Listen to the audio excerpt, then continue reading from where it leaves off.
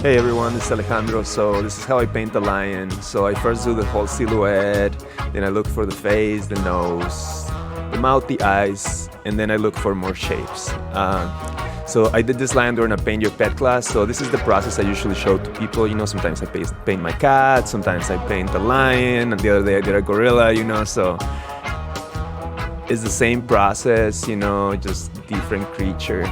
So I start from like simple shapes, simple lines, and then from there I start going to the details, the fur and all that good stuff.